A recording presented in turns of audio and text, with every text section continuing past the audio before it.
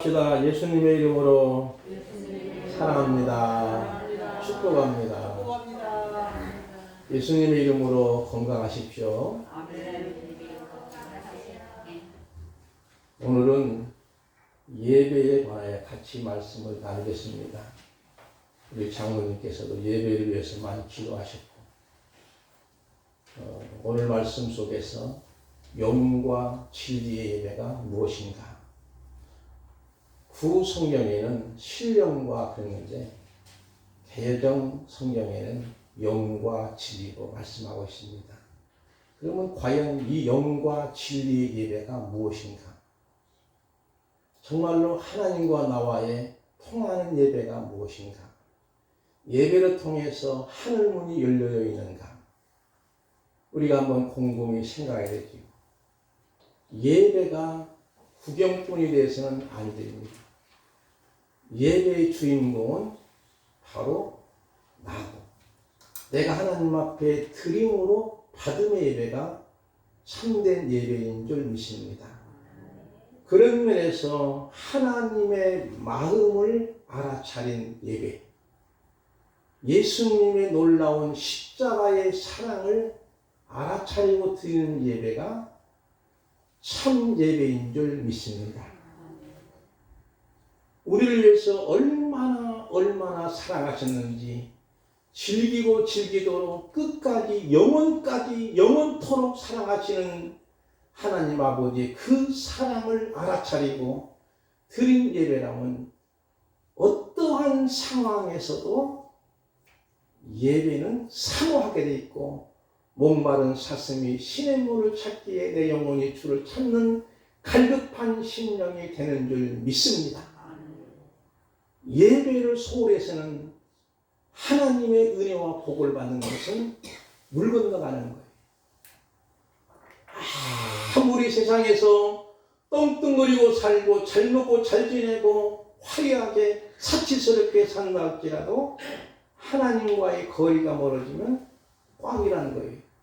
우리는 무엇보다도 하나님과 더 가까이 나아가면 하늘의 문이 자동적으로 열려질 줄 믿습니다. 요즘에는요, 지문 인식해가지고 문이 열리는 것도 있죠. 근데 지문도 복제가 된답니다. 우리 인간의 70억인 것 할 때 다 복제를 할 수 있어서 조작할 수 있다는 거예요. 저 같은 경우에는 지문이 안 나와요. 동사무소 가서 인감증명 뜨려면 안 나오니까 이렇게 눌러보고 저렇게 눌러보고 여러 가지로 눌러보지만 안 되니까 나중에는 사문 이름이 어떻게 돼요? 수명장, 생년월일이요? 566년 2월 15일. 아들 이름은요? 차청환. 딸 이름은 긁어놓은 거예요. 그리고 나서 그때 해주는 거예요. 확인을 하고 나서. 그 정도로 지문도 흐려질 수가 있고 복제가 되지만 우리 혈관은 복제가 안 된답니다. 하나님이 신묘방침하게 창조하신 거예요. 70억 인구가 얼굴이 다 다르고 목소리가 다 다르고 다 다르잖아요. DNA가 다르고 그런 모습을 우리가 생각해 보면서 하나님이 나를 창조하셨을 때에 상품으로 만든 것이 아니고 하나님의 걸작품으로 만드신 줄 믿습니다. 하나님이 만드셨기에 하나님만이 최고로 나를 사랑하고 나를 잘 고치고 나의 형편과 처지를 얼마든지 아시는 분입니다. 오늘 우리가 하나님 앞에 드리는 예배, 우리의 작은 공동체인데도 우리 권사님은 부천에서 오시냐고 제가 너무나도 감동스럽고 감격합니다. 사실 우리 아들도 개봉동에서 오면 거리가 비슷비슷한데 자동차로 본다고 하지만 그래도 쉬운 문제는 아닙니다. 구수 4시간. 구수는 옛날에 지금은 이디오피아 나라인데 간닥의 여왕 국고를 맡았던 4시간. 마차를 몰고 예루살렘까지 예배를 왔는데 그 당시 그 거리가 거의 왕복 한 달 걸려요. 한 달 걸리는 예배를 드리러 온 거예요. 그 정도로의 예배를 사모했던 그 당시에 이디오피아는 잘 살았답니다. 얼마 있다가 공산주의가 쳐들어오는 바람에 공산화가 되고 나서 이디오피아가 빈민국이 되고 아프리카에서 뭐 르완다니 뭐 우간다니 뭐 이런 나라들이 전부 어렵지 않습니까? 우리나라도 여러분이요 하나님 보호하사 우리나라 만세된 민족인 줄 믿습니다. 지금 이렇게 여러분이 남북한 갈려져 있는 나라 치고는 OECD 국가에 가입하고 잘 사는 나라가 되고 정말 우리 한국에 못 오는 사람들 우리 중국 분들과 또 동남아시아 분들이 한국을 그렇게 오고 싶다는 거예요. 그런 모습처럼 그만큼 우리가 하나님의 전적인 은혜로 잘 사는 줄 믿고 요즘에 우리가 보통 지하철 노선도 보니까 헷갈리고 거미줄처럼 막 너무나 많아요.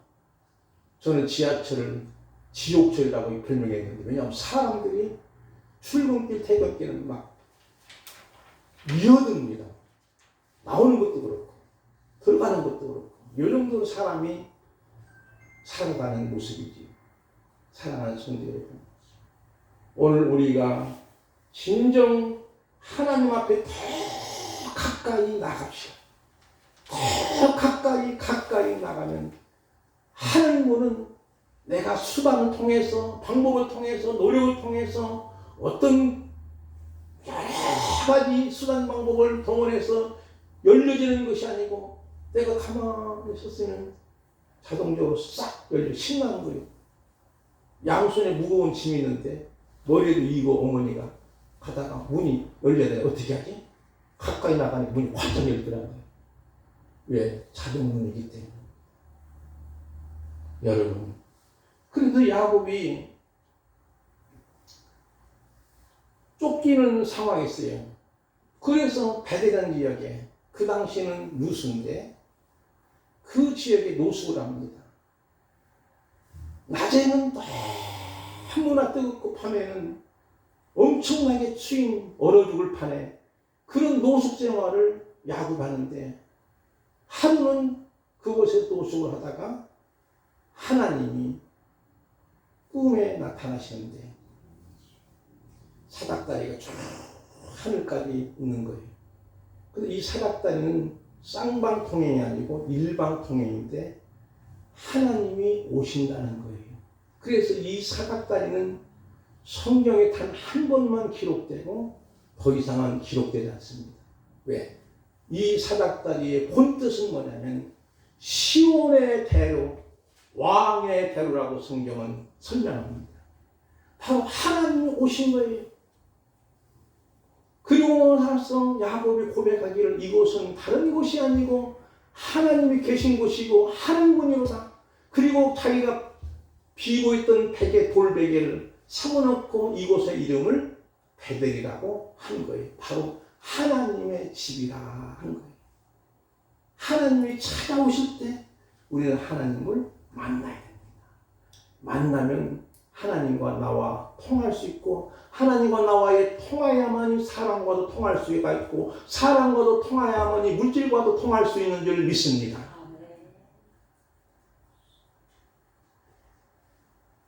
그래서 성경은 야고보 4장 8절과 시편 74편 28절에 보니까 너무나 잘 나타났는데 우리 한번 인쇄물에 기록됐으니 우리 김영식 원사님 한번 읽어주시면 고맙겠습니다. 하나님을 가까이 하라. 그리하면 너희를 가까이 하시리라. 하나님께 가까이 하면 내게 복이라. 내가 주 여호와를 나의 피난처로 삼아 주의 모든 행적을 전파하리이다. 아멘. 하나님을 가까이 하라는 말씀이죠.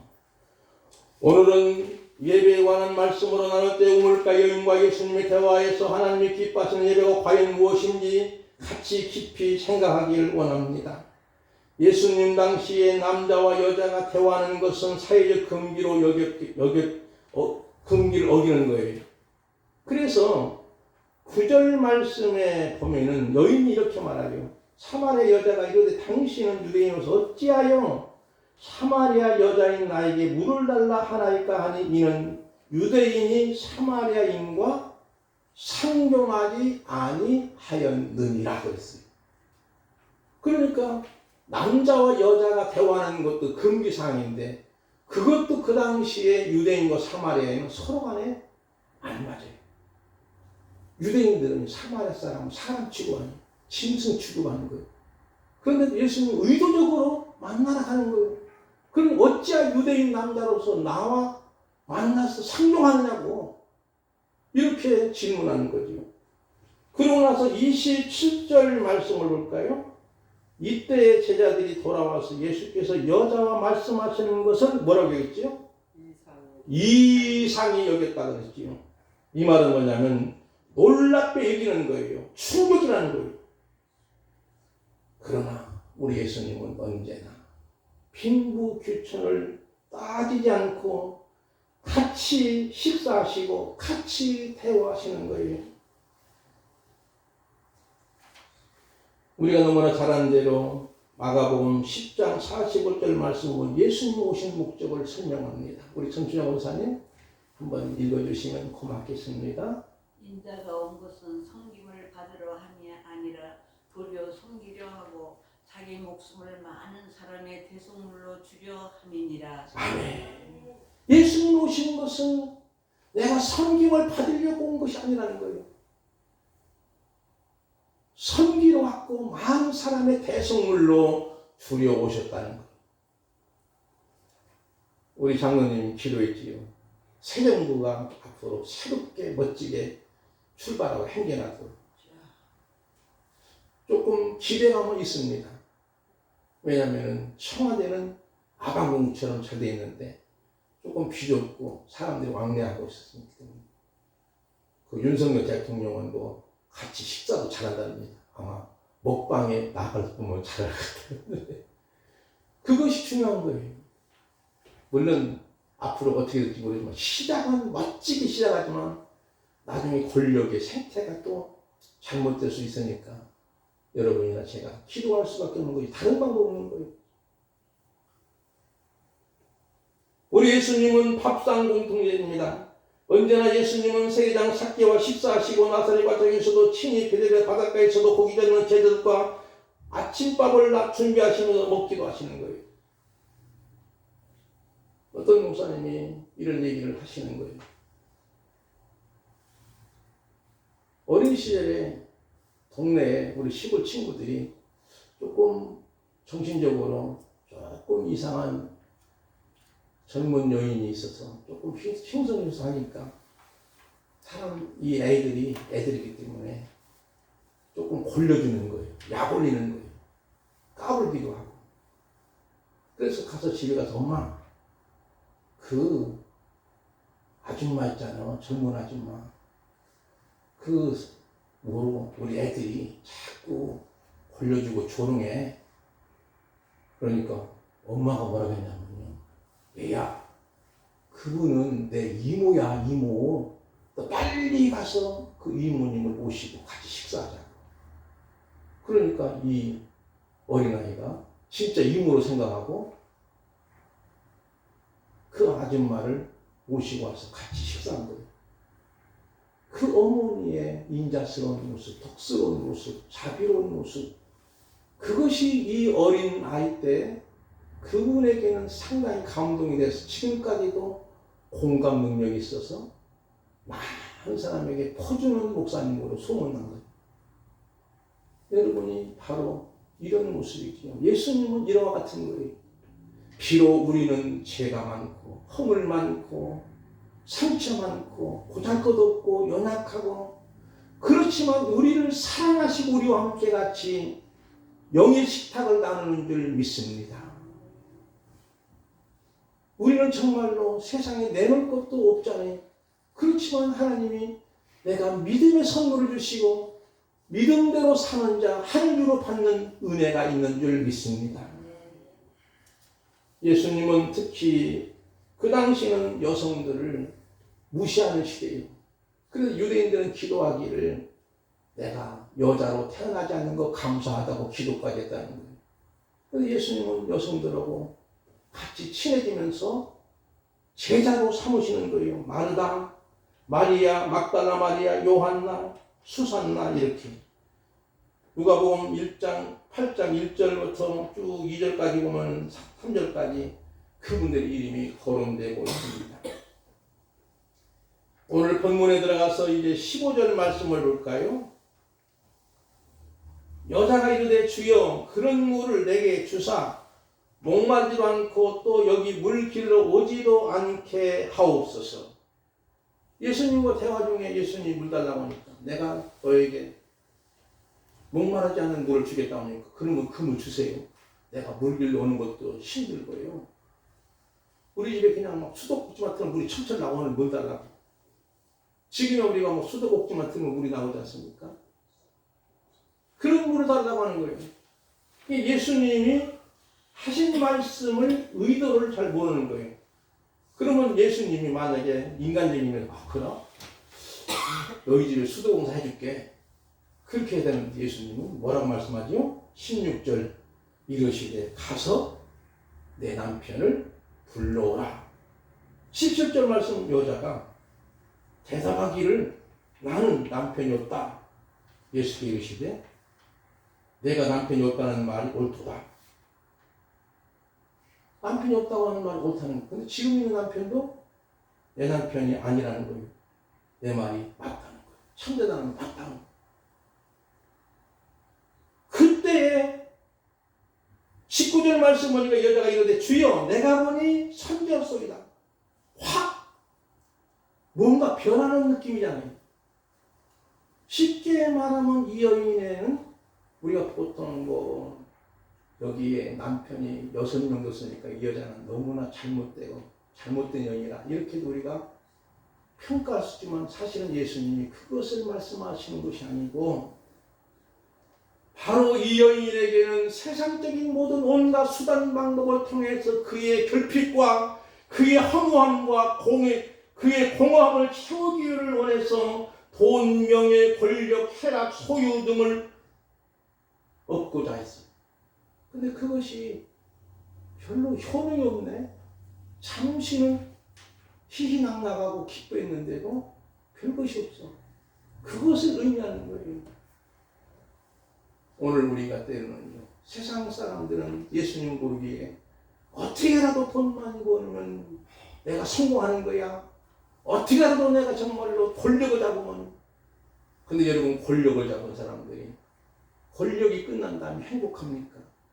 아니라는 거. 그 밑에서 악어하는 사람들은 좋은 자리에 앉고 월급을 받지만 정말로 대통령 자리가 얼마나 힘듭니까? 문재인 대통령께서도 자유다, 해방이다 하지 않습니까? 얼마나 힘들겠어요, 여러분. 그런데 사람들은 모르고 그 권력을 취하려고 온갖 방법을 다 동원하는데 얻고 보니까 별것이 아닙니다. 30분이라는 거예요. 그러나 예수님을 만난 여인은 그의 모든 공허함과 그의 모든 결핍과 그의 모든 허무함이 해결되니까 그때가 비로소 그 여인이 달라지는 거예요. 19절 말씀, 여자가 이르되 뭐라고 표현했지요? 예수님을 뭐라고 표현했지요? 성경 보세요. 선지자. 주여, 주여 먼저 가야지. 당신이 선지자입니까? 하는 거예요. 주여, 바로 주님을, 예수님을 이제는 내 주군으로 모시는 거예요. 이제 주여 이 말은 주군입니다. 나의 주인이십니다. 주여, 당신은 선지자소이다. 내가 보니 선지자입니다. 이렇게 고백하는 모습은 그 여인이 달라진 거예요. 그리고 나서는 예수님 더 이상 이 여인에 대해서 꼬집지 않아요. 허물에 대해서 더 이상 얘기를 하지 않는 모습을 보입니다. 이것은 그가 철저하게 영적으로 진단받는 사마리아인은 주여 내가 보니 선지자소이다 하면서 20절의 예배에 관한 질문합니다. 이때 주님은 더 이상 그의 영적인 상태를 꼬집지 않습니다. 그것은 어느 정도 깨닫게 된 것이기에 예배에 관한 질문하는 거예요. 이제 여러분이요, 믿음이 들어가면요, 예배가 어떻게 되는 예배지? 이것부터 생각하는 거예요. 믿음이 안 들어간 사람은 예배가 소중성을 몰라요. 그러나 믿음이 들어간 사람은 아니, 영과 진리의 예배가 뭐지? 그런데 이 여인은 예배 와서 질문했는데 뭐라고 질문했냐면요. 우리 조상들은 이 산에서 예배하였는데 당신들의 말은 예배할 곳이 예루살렘에 있다 하다이다. 창수 문제. 예수님이 여자여 내 말을 믿으라. 이 산에서도 그들이 드린 산은 그리신 산이에요. 예루살렘도 말고 너희가 하나님께 예배할 때가 이르리라 했어요. 때를 강조하고 있는 거예요. 너희는 알지 못하는 것을 예배하고 우리는 아는 것을 예배하노니 이는 구원이 유대인에게서 남이야. 바로 구원 문제가 유대인부터 시작한다. 아버지께 참되게 예배하는 자들은 영과 진리로 예배할 때가 오나니 곧 이때라. 여기도 때가 나오죠. 아버지께서는 자기에게 이렇게 예배하는 자들을 찾으시는 거예요. 그러면서 하나님은 영이시니 예배하는 자가 영과 진리로 예배할지라. 여러분, 하나님이 영이잖아요. 하나님이 보여집니까? 불상처럼 멋지게 크게 금으로 만들었습니까? 아니잖아요. 사람들은 무언가 보여지도록 만들어. 심지어는 고목나무에 가서 우리 시골에 보면 큰 연행나무가 있지 않습니까? 지금은 그런 거 없는. 옛날에는 정월 보름달이라든가 이런 게 거기다가 고사를 지내더라고. 반찬 넣고 뭐 음식도 쭉 갖다 비나이다 비나이다 비나이다 비나이다. 고목나무에 무슨 힘이 있겠어. 은행도 하나도 안 되는데 제 소유예요. 제 거예요. 그게 제 땅이라니까 그 땅이. 아무 필요 없어. 동네 사람들 싫어요. 그게 무슨 신령한 거 있어요? 오래된 나무 500년 이상 된 나무 그것뿐이죠. 큰 바위가 어떤 뭐 형상이 되어 있단 말이에요. 그러면 그 바위가 신이라고 또 빌리가. 여러분 아니에요. 하나님은 영이기 때문에 영과 진리로 예배를 드려야만 참 예배인 줄 믿습니다. 그러면 중요한 것이 뭘까요? 영으로 드리는 예배가 뭘까? 여기 영은 성령을 의미하는 것이 아니에요. 왜냐하면 정관사가 없기 때문에 바로 우리의 영으로 드리고 하나님은 진리이기에 우리가 진리로 참으로 거짓 없는 예배를 드릴 때 하나님과 코드가 맞게 되고 그러면 왜 이 여인이 유대인과 사마리아 사이에 캐캐 묵은 논쟁을 하는 것은 뭘까? 여러분 이 문제는 읽어보시면 쉽게 이해가 됩니다. 캐캐 묵은 문제는 사마리아와 유대인들은 서로 안 맞아요. 맞지도 않고 적수예요. 근데 예루살렘에 가서 예배 못 드리게 하니까 사마리아 사람들은 그리심산에 가서 예배 드리고 또 유대인들은 예루살렘 성경에 예배 드리고 그렇게 장소가 다른 거예요.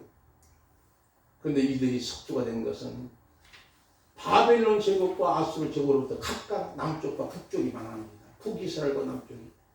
먼저 북쪽이 주전 722년에 망해. 그리고 남쪽은 주전 586년에 후에 망합니다. 그러다가 70년 후에 포로로 해방돼가지고 돌아와요.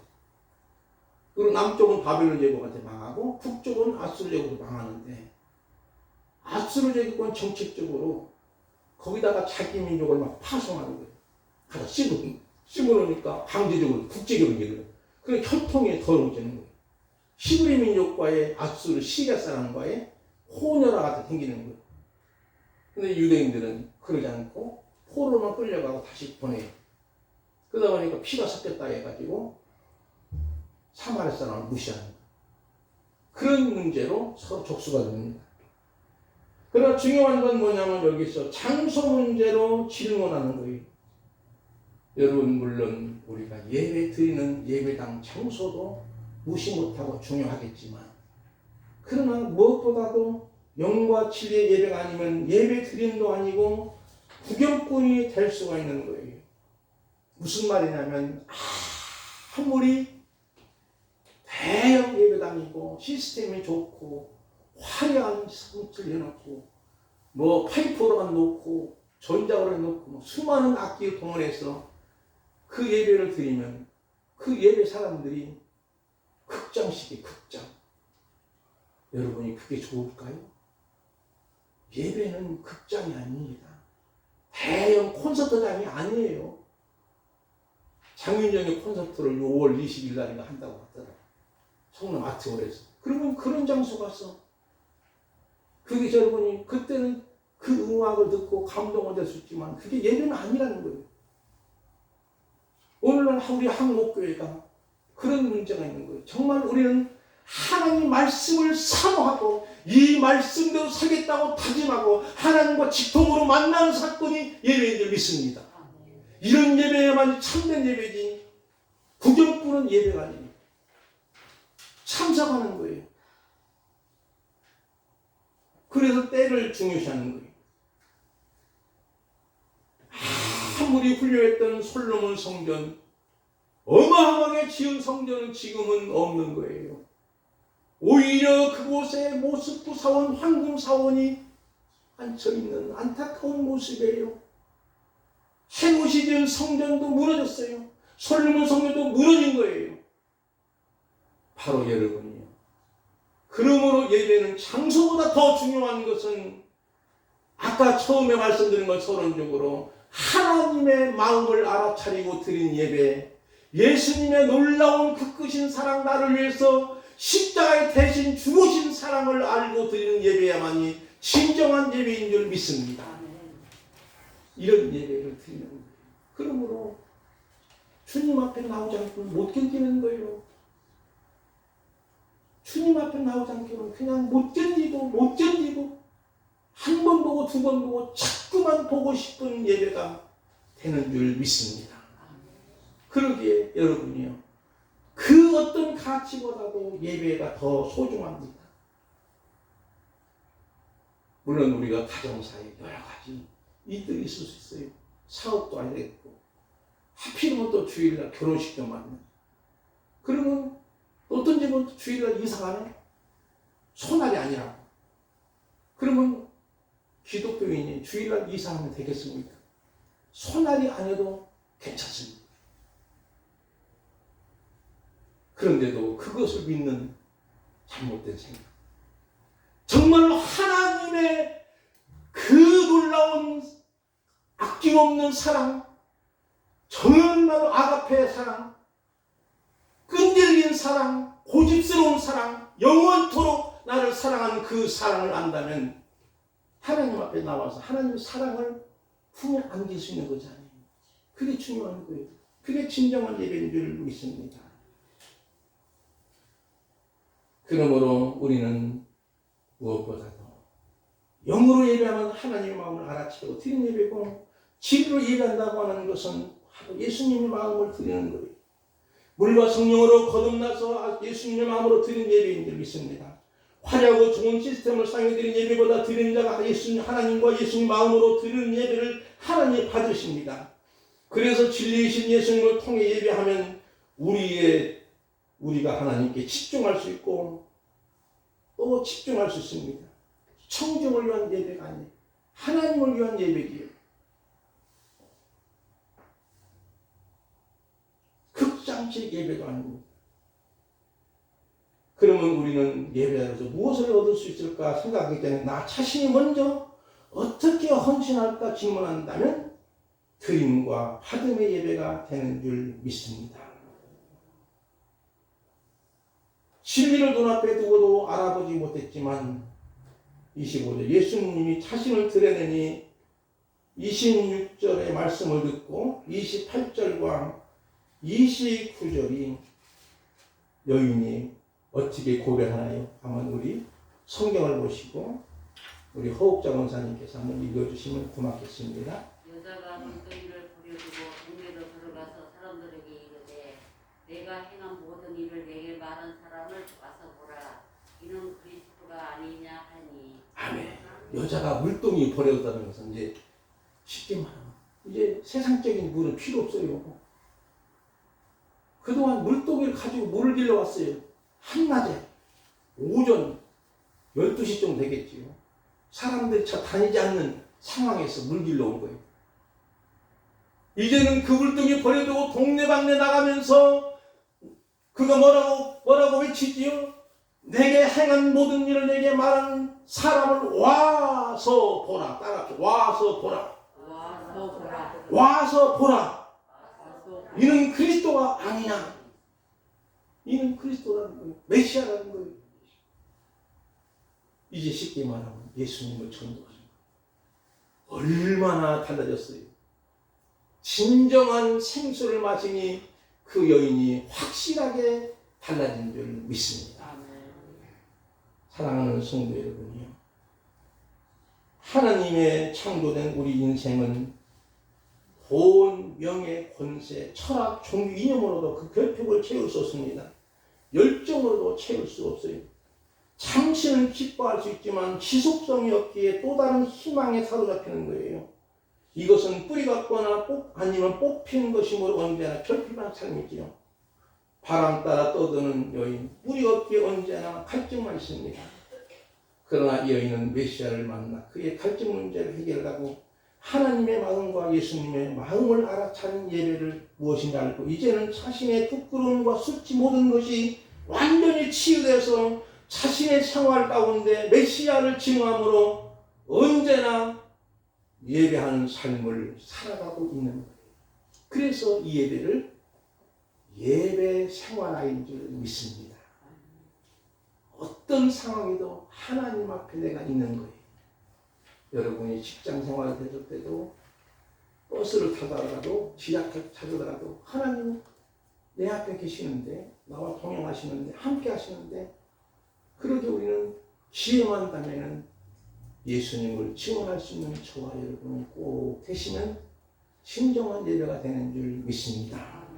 마지막으로 우리 로마서 12장 1절과 2절 우리 김영선 장로님 한번 읽어주시고 말씀을 마무리하겠습니다. 그러므로 형제들아 내가 하나님의 모든 자비하심으로 너희를 권하노니 너희 몸을 하나님이 기뻐하시는 곧 항상 제물로 드리라. 이는 너희가 드릴 영적 예배이다. 너희는 이 세대를 본받지 말고 오직 마음을 새롭게 함으로 변화를 받아 하나님의 선하시고 기뻐하시고 온전하신 뜻이 무엇인지 분별하도록 하라. 아멘. 이러한 참 예배자가 되시길 주님의 이름으로 축복하고 또 축복합니다. 우리 찬송 드리고 기도하는 시간 갖겠습니다.